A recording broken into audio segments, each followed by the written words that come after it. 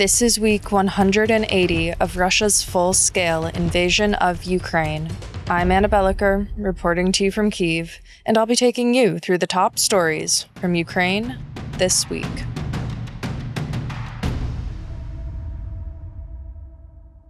So, Friday was U.S. President Donald Trump's new deadline for Russian President Vladimir Putin to get moving on a peace deal with Ukraine or risk secondary tariffs. Spoiler alert.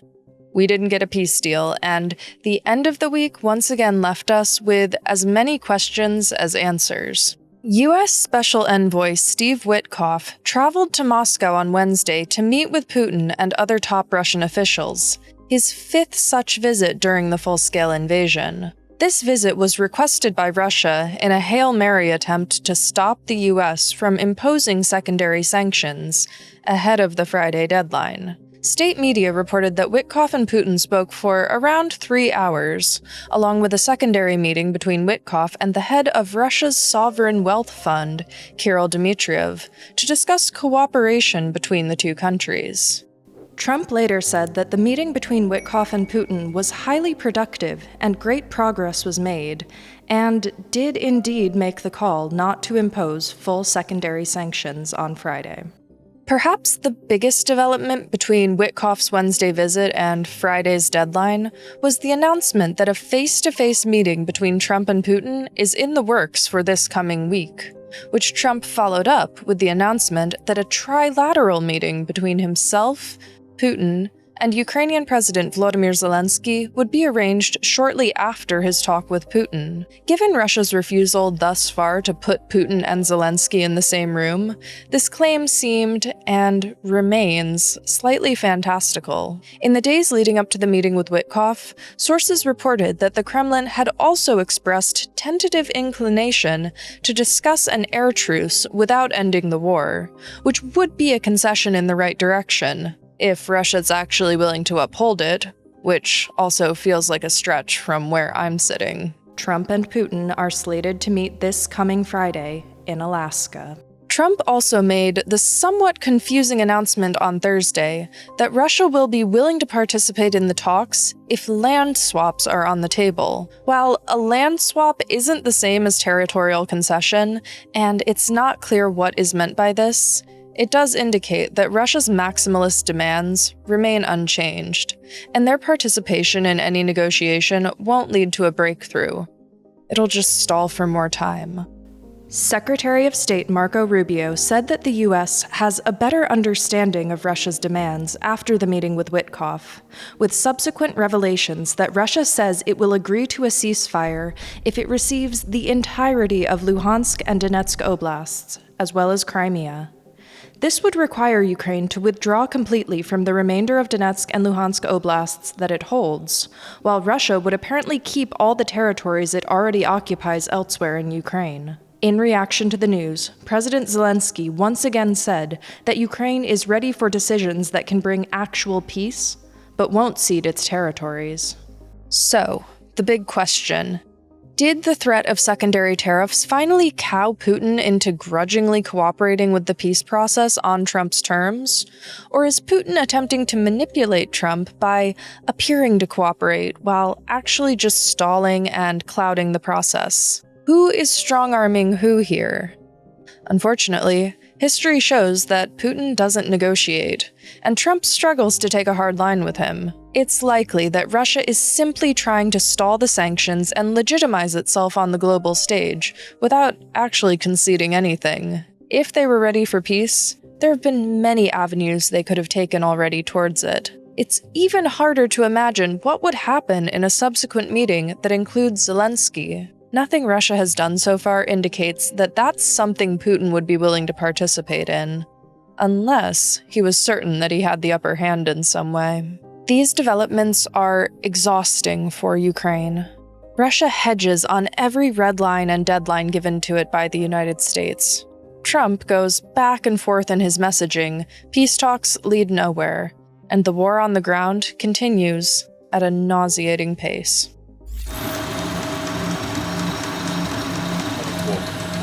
We're in a workshop that is producing spools for fiber optic drones. The fiber optic FPVs are made by the same manufacturer but in another small workshop.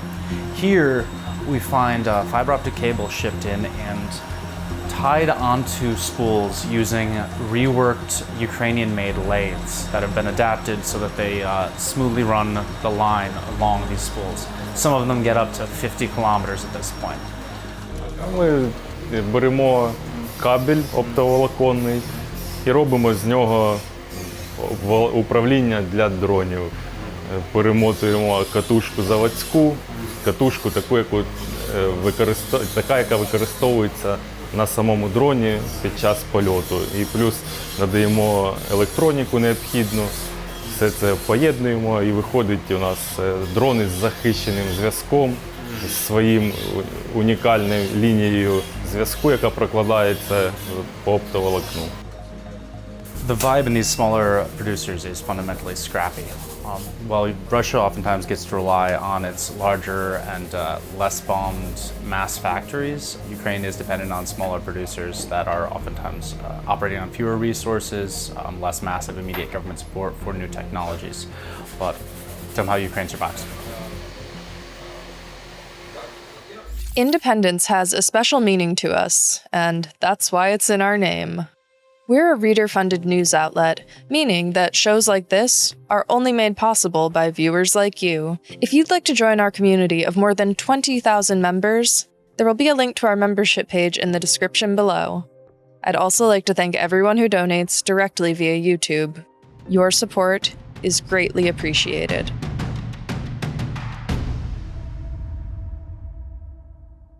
The city of Kherson in southern Ukraine has survived occupation, liberation, and a flood, and now Russia is trying to make it unlivable as it amps up aerial attacks on the routes leading in and out of the city. Kherson, a regional capital with a pre-war population of over 280,000, was captured and occupied by Russian forces in the first weeks of the full-scale invasion in 2022. It was liberated by Ukrainian forces later that year, but its troubles were far from over. The city lies on the Dnipro River, and since its liberation has remained a site of intense warfare as Russian troops continue to occupy the East Bank, launching drones and glide bombs at the city from close range. The frequency and indiscrimination with which Russia attacks Kherson's residents, pedestrians, children, people in their own homes who pose no military threat, and the glee with which these videos of these drone attacks are shared on Russian social media has been dubbed a human safari, and the city has long been considered one of the most dangerous for civilians in terms of immediate threat to life on a daily basis. To add to the adversity faced by Kherson's residents,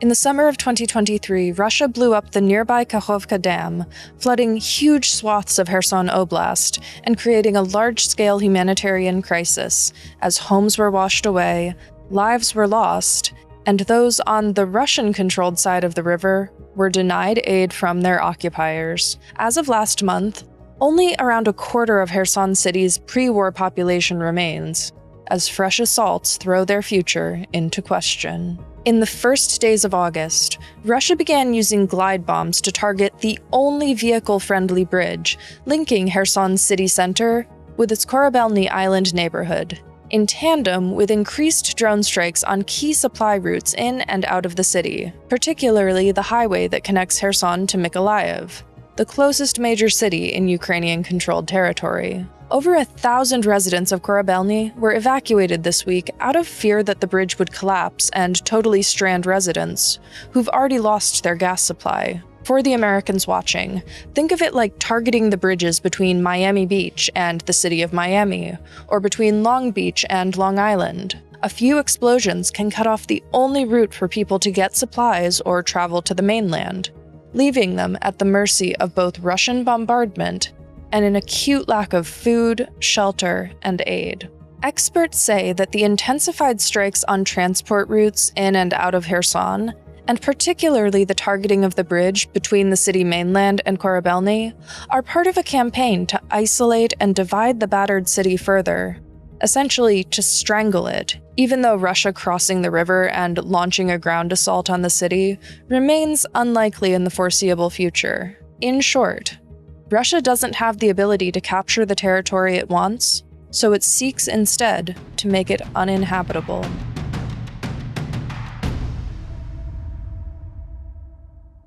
Another governmental overrule has been walked back after the Ukrainian public and European partners deemed the move undemocratic.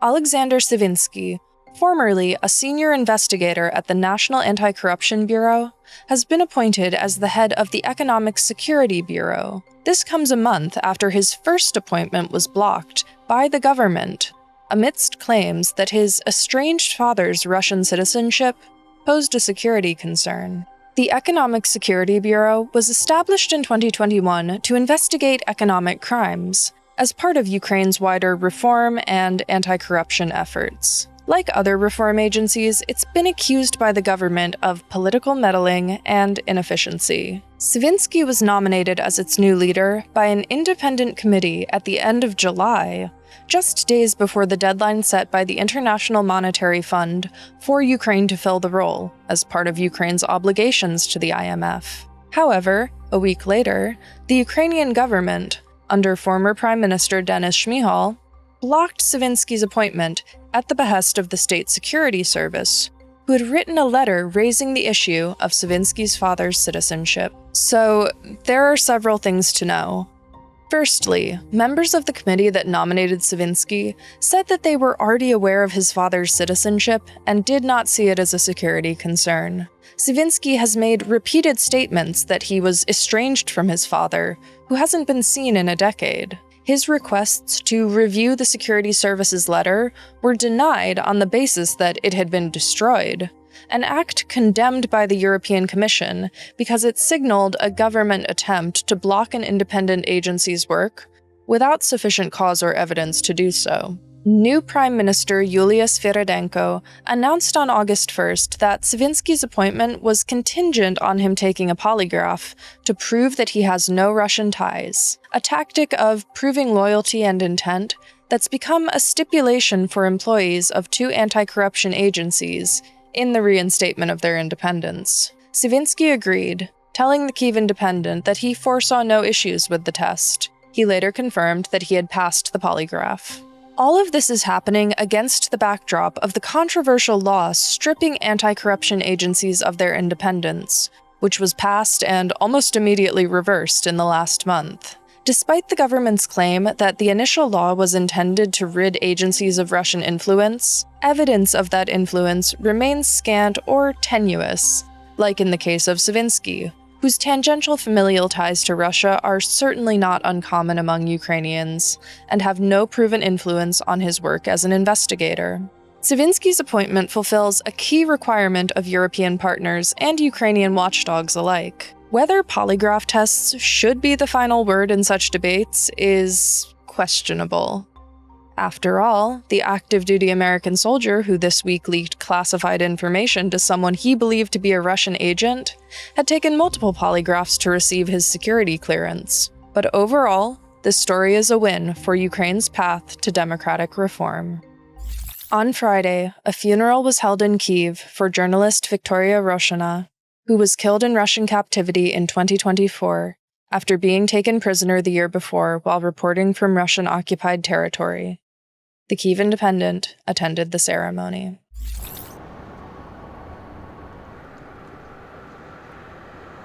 Roshina's death has become a stark symbol of Russia's systemic abuse of Ukrainian civilians and the brutal risk faced by journalists in occupied territories. The journalist's body was returned to Ukraine in late February of 2024, falsely labeled as that of an unidentified man. DNA testing later confirmed her identity. A media investigation revealed that her body was returned with several missing organs, prompting suspicions that the disfigurement was meant to conceal signs of suffocation.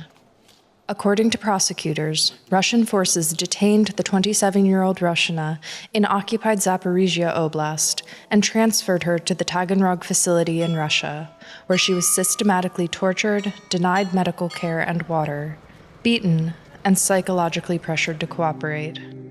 Her torture and death violate international law, including the Geneva Conventions, targeting a civilian journalist protected under wartime legal norms.